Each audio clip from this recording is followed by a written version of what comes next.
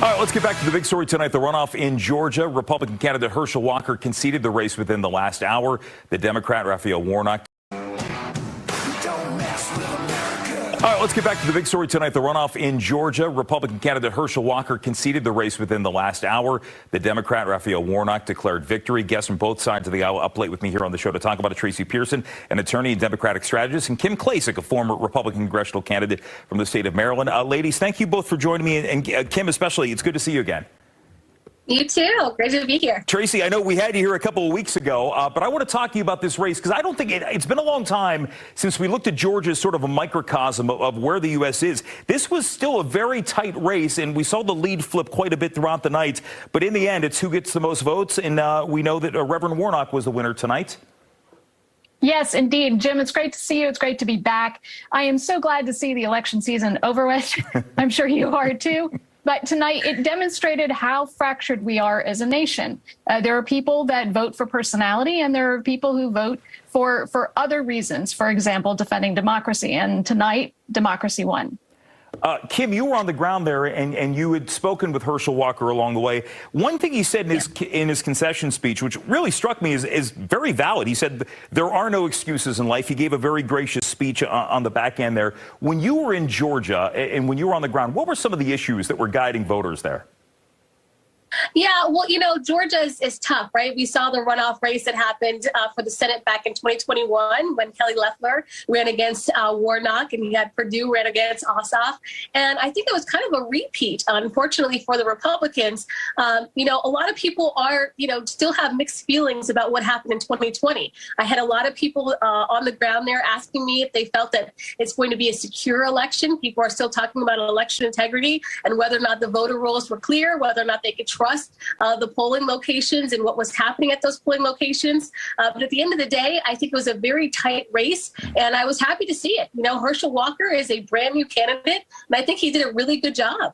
I got to tell you, Tracy, Raphael Warnock, he has won now 5 elections in Georgia in the last 2 years. He won a primary, 2 general elections, and 2 runoffs there.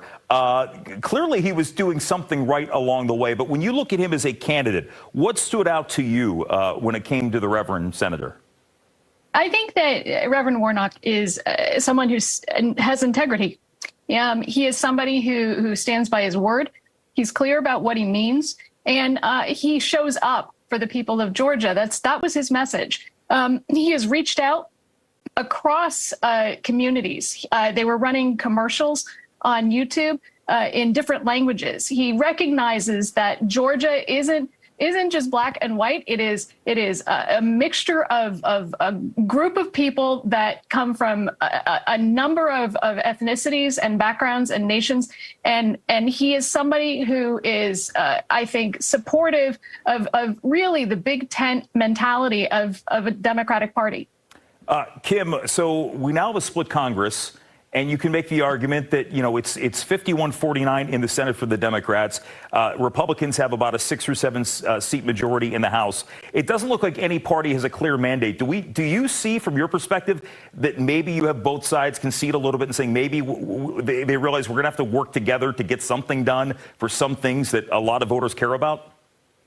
I really hope they do. I mean, at the end of the day, I know that they've, especially Republicans, have already been talking about doing some investigations, whether it's the Hunter Biden laptop and other things. We still hear about the January 6th committee hearings. I hope they really just put a lot aside. I mean, of course, investigations are important, but there are a lot of people still looking around at different things that are happening, here in America, and that is inflation, the supply chain issues, gas prices still aren't where we want them to be. And I think that there are some people still wondering whether or not we could end up with something like a COVID pandemic in the future. And I don't know if we're really prepared for something like that. And so I just hope that they really work together and try to figure out things and steps that we can take as a country as a whole, right? President Biden ran on uniting the country. And I hope that Republicans and Democrats can get together this time around and show that we do have unity here in this country. I think it's a really good point, and I'm sure it's something that you saw. I know you saw, Kim, on the ground when you were running for Congress in Baltimore. As we look ahead, though, I want to get something I heard a lot of Republicans say over the last couple of hours. Laura Ingraham on Fox News said, and I'm going to quote her, she said, "I'm pissed." She said the GOP needs to do something different moving down the road. What do you think the Republicans have to do to get back to some winning ways down the road here? Well, this is a conversation I think I have all of the time, unfortunately. Right now, a lot of people are looking at the RNC chair position. Ronna McDaniel's been holding that seat for quite some time. There are a lot of people that have already announced that they're going to run against her, like Harmeet Dillon, who also is with the RNC, Lee Zeldin, and a few other people that people are really starting to talk about. And this is something that Republicans have a hard time with. They do not canvass and really put a lot of effort into urban areas. And as you saw tonight in Georgia, you had a lot of votes come in last minute from Atlanta and the surrounding Atlanta areas, whether it was Fulton County, DeKalb County, Cobb County. And when you put all those votes together, you saw that many vote for Democrats. And that is because, honestly, Republicans need to show up in those areas and stop ignoring the Black vote. And it's funny because, Tracy, that is something that has been a knock a long time for Democrats, that many people have said the Democrats have taken African Americans and other communities for advantage and just assumed that they would vote for them as well. So I asked you this a couple of weeks ago when we had you on after the midterms. I'm going to ask you this again. Now that we know, now that the stage is set, what do you think, what should be priority one for the Democrats in the Senate when they convene in January? I think that they need to be looking at what they can work on together. And I absolutely agree, looking at being prepared for the next pandemic, being prepared for how to deal with the supply chain issue. Right now, there are issues with pharmaceuticals where people can't get the medications that they need from their pharmacies because they're on back order. And that's a major problem for a lot of folks. Being able to afford those medications, being able to afford the cost of living. I think that those are things that we need to be focused on, and we should be focused on those types of issues. And we need to let these investigations, if you want to investigate, great, but let's not make it the center of your platform that's what you're going to spend your time in office doing. Kim, I have one last minute here. So I asked Tracy about what she wants to see the Senate Democrats do. Republicans are going to take over the House in a couple of weeks. What do you want to see them do, priority one?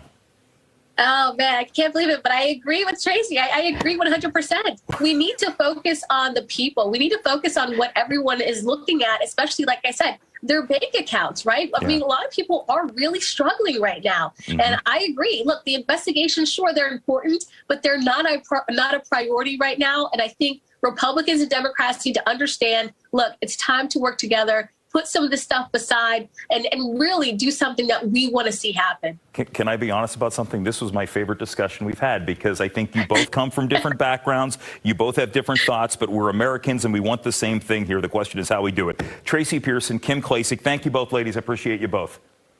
Thank you very much, Jim. It was great to be here. And the